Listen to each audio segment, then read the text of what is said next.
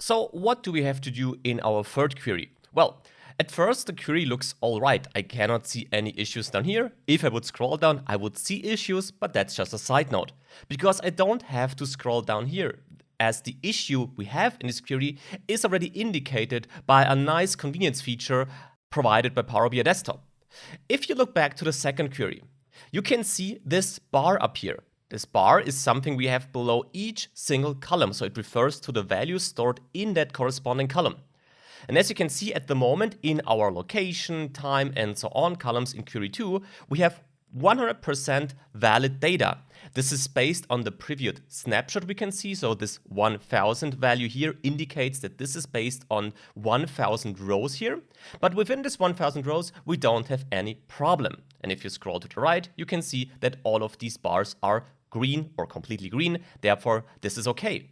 But in the third query, you can see that, well, this bar is not complete. As you can see, we have this little gap, and if you hover over this indicator again, you can see that we have 11 empty rows in here.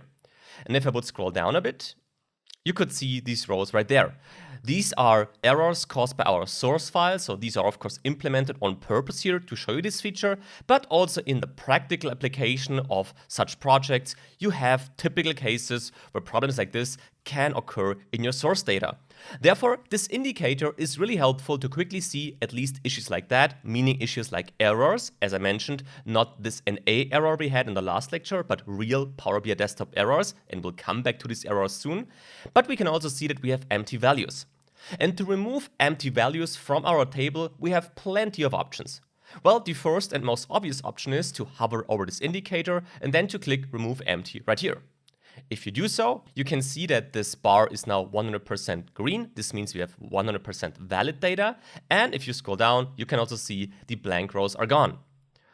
Additionally, you can also see that we have the step we just did also here in our applied steps column. And as it turns out, what was done automatically by Power BI Desktop was Power BI Desktop applied a filter. You can also see this as the filter symbol right here changed.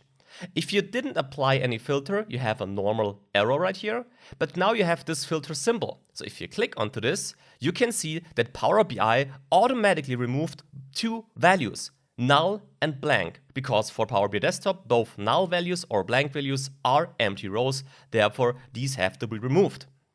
What does this show us? Well, if I remove this applied step, then we again got this issue. But if you click onto the filter now, you could of course also manually filter out the blank value. And we have the blank value here, but let's now see where the null is. If you click Note More, we still cannot find the null values. What's the reason here? Well, this default feature by default excludes all null values, but apparently we don't have null values in our data. Therefore for us, it would be sufficient to exclude the blank values right here and to press OK. And with that, you can also see that our bar shows us that we have 100% valid data. So this was the second approach, how we can get rid of our empty rows. There is one third approach though, and for this I'll remove our step one last time, so our filter. And now we can go to our home ribbon once again, here to remove rows, and in there we have the remove blank rows option. If we do so, well, as you probably can imagine, we see again that our column is now 100% clean, and this is also true for all our other columns. As we learned, if we remove a value from one column, this will be applied to all our columns, so to all columns and the corresponding row. This time though, we have a different applied step. We have removed blank rows, so we didn't apply a filter here, also indicated by the symbol, which is the default symbol. What's the approach you'd follow here though? Well, to be honest, it doesn't make a big difference in the end. If you don't want to apply a filter, then use the remove blank rows option as we saw it right here. If you want to apply a filter, well, then you can apply it manually or by using this menu here. But as I'm talking about the filter, there is maybe one last thing I would like to show you, because if you hover over this bar, you also have these three dots right here. This menu here now also gives you access to specific actions on the column. Remove empty right here would not be equal to removing blank rows as we did it. This would also apply a filter, so you actually got a fourth option to filter for the data.